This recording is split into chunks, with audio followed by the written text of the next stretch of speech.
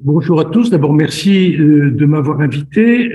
Je suis impliqué dans la vaccination depuis trop longtemps maintenant 30 ans, et donc je vais vous parler de ce point de vue de coordonnateur Infovac et de mon point de vue sur cette vaccination. D'abord, mes liens d'intérêt. Il a été rappelé tout à l'heure que ça fait longtemps que l'OMS recommande cette vaccination et qu'elles soient intégrées dans tous les programmes. Ça a été dit. Et d'autres choses que rappelle l'OMS, c'est que l'implémentation d'un vaccin, ça implique une combinaison de stratégies. Et ça, je crois que ça paraît très important. Et là, plus de 150 pays, c'est plus 140 en inclus, la vaccination HPV dans leur programme. Alors, finalement, on va partir de ce constat d'un papier publié en 2020 sur la couverture vaccinale en Europe, des pays qui sont très proches de nous, qui ont un niveau socio-économique comparable. Et vous voyez tout de suite qu'on est en très clair, par rapport aux pays plus éfoncés, plus la couverture vaccinale. Et on peut dire qu'on est le pays qui a la plus faible couverture vaccinale européenne. Je parle quand cette étude a été faite. Donc, c'est important. Donc, les Français, on le sait, sont différents sur plein de choses.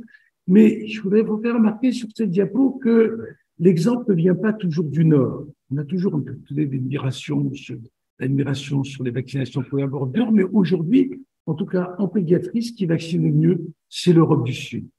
L'Espagne, le Portugal, l'Italie, qui est en train de remplacer à grande vitesse. Donc, c'est pas forcément le côté Europe du Nord. Même les Latins peuvent arriver à bien vacciner leurs patients. Alors, le deuxième point, donc, quand on a regardé ça, on est très en retard, d'accord? Et puis, on se dit, mais est-ce qu'on progresse? Oui, le ministre l'a rappelé tout à l'heure, on progresse. On progresse doucement, trop doucement, d'accord? Puisque en 95, pour les filles nées en 95, on était à 29-30%, puis ça a baissé 98-99. Je vous rappelle que dans ces années-là, il y avait eu des publicités à la télévision faites par la firme qui ont été après supprimées, d'accord? Et puis après, ça a baissé, on va voir pourquoi, la défiance vaccinale. Et puis après, ça a du mal à remonter, mais ça remonte. Et comme il a été dit, le schéma une dose, déjà une dose, c'est bien. Il vaut mieux deux, mais une dose, c'est déjà bien. Déjà, quand on a 50% une dose, c'est pas rien, ce que nous a rappelé tout à l'heure Odile. D'accord? Alors, je vais continuer sur les données de couverture vaccinale France, parce que vraiment, il y a de très bonnes données de santé publique France. Nous ne sommes pas homogènes en France. Et tout à l'heure, il nous a été montré une diapo que vous avez montrée. La couverture vaccinale, non pas que le vaccin marche déjà, hein, est inverse aux infections à HPV. C'est-à-dire que les régions où il y a le plus d'infections à HPV que vous avez décrites tout à l'heure sont celles où il y a le moins de couverture vaccinale. Et c'est pas un effet de la vaccination, hein, c'est malheureusement, c'est comme ça. Et en particulier pour nos territoires outre-marins, on voit que vous avez montré des chiffres extrêmement foncés tout à l'heure. Moi, je vous montre des chiffres extrêmement clairs. Et quand on regarde des régions où il y a, tout à l'heure, vous aviez cité, c'était vraiment frappant parce que j'avais pas vu vos diapos avant, et c'est exactement l'inverse. Donc, on a un vrai problème de conviction dans certaines régions. Alors maintenant, ces résultats de couverture sont connus et mauvais. Il faut se poser des raisons, parce que si on ne fait pas le bon diagnostic, on ne fera pas le bon traitement. C'est une règle générale en médecine. Il va falloir qu'on sache pourquoi on en est là et comment. Alors, il y a des raisons historiques, et je vais dire tout de suite sur ces raisons historiques, je n'attaque pas les décisions qui ont été prises. C'est-à-dire, je n'attaque pas ni nominalement, ni globalement. Mais si on ne s'attaque pas à ces problèmes-là, eh ben, on n'arrivera pas. Et puis, des raisons organisationnelles. Alors, les raisons historiques, elles datent de l'hépatite B. Il faut savoir que je suis, depuis les années 90, je m'intéresse au vaccin, donc ça fait un large temps, et jusqu'à la vaccination hépatite B, nous n'étions pas un pays d'hésitation vaccinale, il faut le savoir. Et donc, elle est prégnante depuis cette affaire de l'hépatite B. Je dis cette affaire, c'est pas un scandale. Et il faut bien se rendre compte maintenant, elle est surtout marquée par la peur des effets indésirables. Si on ne répond pas à la question des effets indésirables, on répond. Elle a mis en évidence les liens d'intérêt, l'importance, quand je dis exagéré, inapproprié, pas exagéré, des liens d'intérêt, et aussi la perte de confiance vis-à-vis des autorités de santé. Ces trois choses sont arrivées en même temps. Elle a contribué aussi à l'effondrement de la médecine scolaire. Rappelez-vous, il y avait une campagne de vaccination à l'école, c'était la dernière qu'on a fait, et puis tout à coup, il y a eu, le ministre a décidé du jour au lendemain d'arrêter la campagne de vaccination à l'école. Donc, il faut venir ces raisons historiques si on veut comprendre quelque chose. Pourtant, on avait essayé de prévenir ce même type de phénomène, c'est-à-dire d'essayer, comme on avait vacciné en masse des adolescents, comme l'hépatite B qui avait touché des adolescents mais des adultes, on a essayé d'évaluer les risques avant la vaccination. Et ce très, très joli papier de Claire-Anne Sigrist a essayé d'évaluer sur les données du Kaiser Permanente Institute en Californie quels étaient les risques un jour donné après une consultation sans vaccination. Et on voit bien deux choses, c'est que les risques d'effets indésirables rapportés à la vaccination non liée sont plus faibles chez les adolescents que les adultes jeunes. Il faut toujours avoir ça en tête. Les maladies auto-immunes sont beaucoup plus faibles chez les jeunes adolescents que chez les sujets plus âgés. Donc, vacciner tôt, ça évite les concomitances. Ce ne sont pas que le vaccin est le même, mais si on veut éviter les concomitances et si on veut éviter les fausses imputations, il vaut mieux vacciner jeunes. Et puis, il y a les recommandations. Rappelez-vous que nos recommandations en histoire étaient à reculons.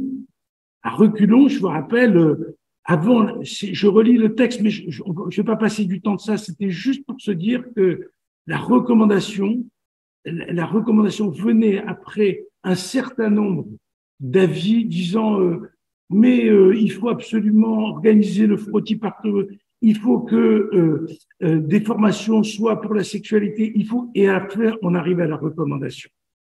D'accord?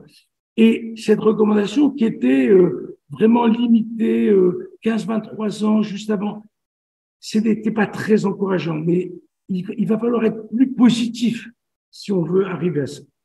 Et puis, on a eu une succession de polémiques dans le temps qui fait qu'il y a un des vaccins qui a été, après l'hépatite B, celui qui a été le plus touché par les polémiques. Hein. Et je parle des polémiques médiatiques qui ont été successives, 2008, 2009, avec tout ce suit derrière des mauvaises raisons qui ont été. Mais ça a été dans les médias quelque chose d'important. Et puis, il y a des choses quand même qui viennent des instances officielles. Je vous rappelle ce papier qui était fait en France à partir des données de l'assurance maladie, qui étudiait 20 maladies auto-immunes avec leur risque à partir des bases de données de la sécurité sociale et qui arrivait à un risque augmenté de syndrome de Guillain-Barré. Je ne critique pas du tout la méthodologie d'étude, quoi que ce soit. Elle a été faite de cette façon, elle a retrouvé un risque parfait. Il faut qu'elle soit publiée. Il y a eu beaucoup de retentissement médiatique. Depuis, il y a eu 5 études. Elles ont toutes donné un résultat inverse.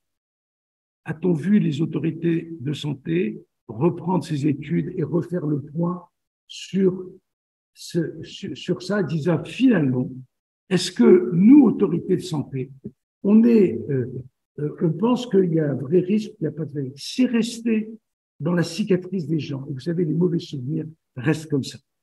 Alors, SPF, les derniers papiers, donnent aussi des raisons. Pourquoi? Raison de non-vaccination. Il y a toute une liste que je vais reprendre avec les moyens qu'on peut prendre pour essayer de lutter contre ces différents moyens. Je ne vais pas tous vous les lire, c'est trop long, c'est dans le papier, je vais en prendre quelques-uns. D'accord? Alors bon, il y a les antivaccinaux. Les antivaccinaux, c'est les antivaccinaux. Il n'y a aucun pays qui arrive à 100% de couverture vaccinale, ni même qui dépasse 80% de couverture vaccinale. On ne va pas essayer de les convaincre, on a très bien vu que pour un vaccin, c'est pas la peine d'arriver c'est pas la peine. Si on pouvait appeler ça, serait bien. Mais déjà, des taux de couverture élevés ont un effet massif. Et puis, les médecins réticents. Dans cette liste, il y a deux choses qui sont importantes. 20%, son médecin ne lui a pas proposé. 6%, son médecin lui a déconseillé. Et est-ce que le doute dans les médecins, est-ce que il repose sur rien? La prescrire, revue de référence. Je vous lis tous les avis HPV, je les ai recherchés sur Internet, je ne les connaissais pas tous. 2007, beaucoup de troubles énins, quelques cancers. 2007, une panacée mais remboursable au prix fort. Garde d'asile, le dépistage des cancers du col reste la priorité. Il vaut mieux marcher sur 2 jambes que sur une jambe. Pas de preuve d'efficacité tangible du vaccin. 2013, quelle efficacité, quel risque? Le pari de proposer reste une option raisonnable. Un petit changement de, voilà, c'est, voilà. Vaccin papillomavirus dès 11 ans sans raison valable. On vient d'en donner quelques raisons. Et la dernière, qui est quand même plus favorable, mais il n'est pas exclu que les vaccins papillomavirus exposent à un risque de Guillain-Barré. La vaccination a probablement une balance bénéfice-risque favorable chez les jeunes hommes qui ont des rapports sexuels avec des hommes, surtout si la vaccination est faite avec le début d'activité sexuelle.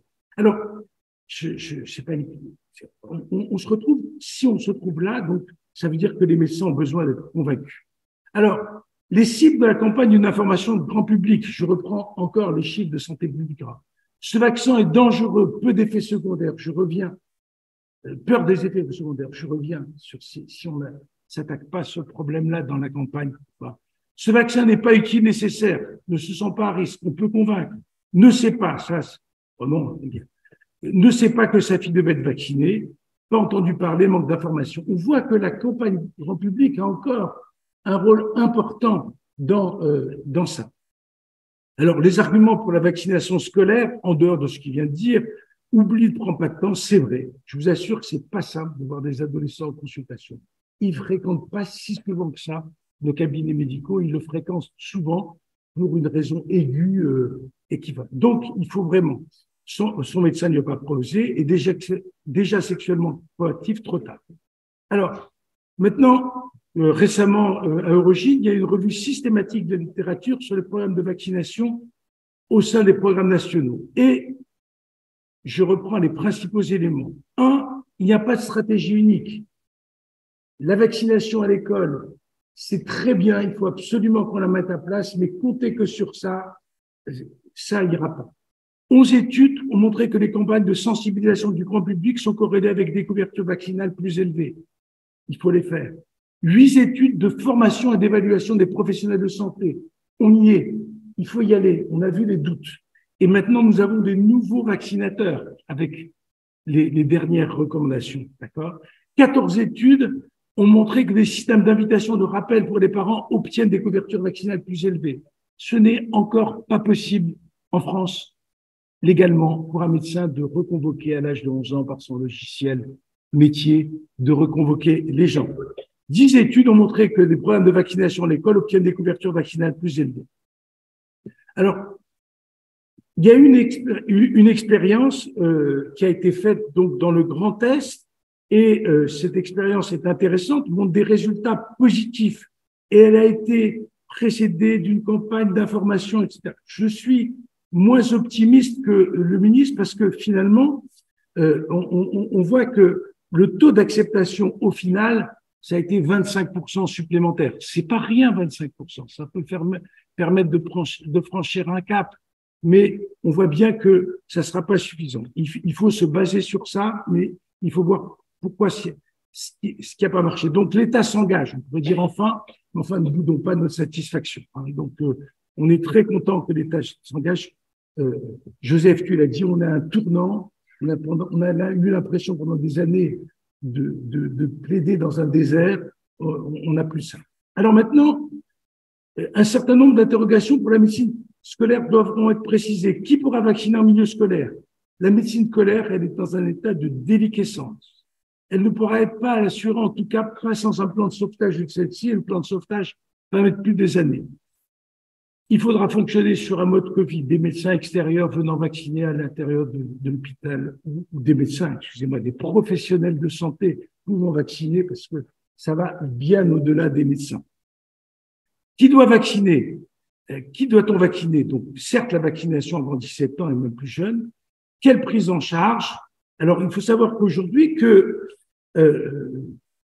la majorité des gens une mutuelle, c'est normalement obligatoire par la loi ou en Océanie, mais c'est pas toujours le cas. Les situations de précarité, comme vous l'avez signalé tout à l'heure, ce sont ceux qui ne peuvent pas forcément se faire rembourser tout de suite. Alors, l'obligation, je pense que c'est impossible de prendre une obligation vaccinale à l'échelon du collège. Alors maintenant, comment on peut espérer augmenter les couvertures vaccinales? D'abord, des programmes de communication, je tiens, coordonnés, soutenus et visant en même temps les professionnels de santé, les médecins, on a vu un certain nombre de doutes, les pharmaciens, les infirmières, aujourd'hui, tous ces professionnels de santé sont aptes à vacciner les adolescents, le grand public, les parents et les enfants. Alors, il faut vraiment que ce soit coordonné. On a eu beaucoup ces dernières années, l'INCa fait une bonne campagne, on a HAS aussi, etc. Mais on a l'impression qu'on monte à la bataille en ordre dispersé. Il faudrait qu'une fois, on monte à la bataille vraiment unis.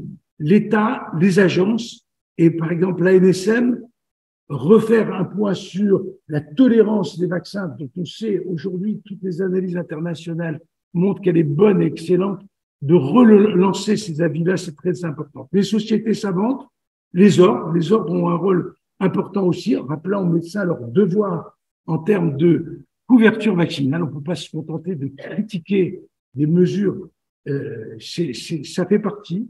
Les associations de malades qu'il faut mettre, on ne pourra pas se passer des associations. Les cibles, je vous rappelle, ce qui inquiète le plus, c'est les effets indésirables. Et l'efficacité, par les données, on a parlé de prévention du cancer du col de l'utérus, qui reste la chose la plus importante, on l'a bien entendu, mais enfin, c'est un vaccin pour plusieurs cancers. C'est ça le message. Enfin, la vaccination au collège, je l'ai dit, par qui? Il y aura un problème qui est celui de l'autorisation. Alors, dans plusieurs pays, il a été montré que préférer le système de refus écrit que de consentement écrit, sauf si ce dernier choisit qu'il soit court, simple, accompagné de messages éducatifs. La règle, c'est la vaccination. Si je ne veux pas être vacciné, je le dis. Mais c'est la règle, c'est pas l'inverse. La place des nouveaux vaccinateurs, il faut les former, les convaincre. Et vraiment, il y a un travail important. Dans les cabinets médicaux, système d'invitation et de rappel, il faudrait avoir les enfants de 11 ans qui sont inscrits chez leur médecin traitant, chez leur pédiatre. Et ben, le logiciel automatiquement envoie un SMS. On a les numéros de téléphone. J'ai plusieurs petits-enfants en Angleterre, je vous assure que c'est comme ça que ça se passe en Angleterre, ça ne se passe pas autrement, dès la vaccination, dès le plus jeune âge. Et si vous n'êtes pas, vous recevez d'autres SMS, ce n'est pas obligatoire, mais on est stimulé. Il y a un point qui est important, l'État, comme l'a rappelé le ministre, a ouvert la place à de nouveaux vaccinateurs. Nous en sommes très favorables. Mais néanmoins, si il y avait une disponibilité de ce vaccin dans les lieux de vaccination, c'est-à-dire le cabinet de médecins généralistes et de pédiatres, ça serait un énorme avantage. Pourquoi? Parce que ces adolescents, ils arrivent, ils passent chez nous, ils viennent pour une entorse de la cheville, ils viennent pour un mal de gorge qui ne justifie pas de contre-indication de la vaccination. Si on avait les vaccins, ça serait extrêmement facile de les faire. Et puis la gratuité intégrale du vaccin. Je vous remercie de votre attention.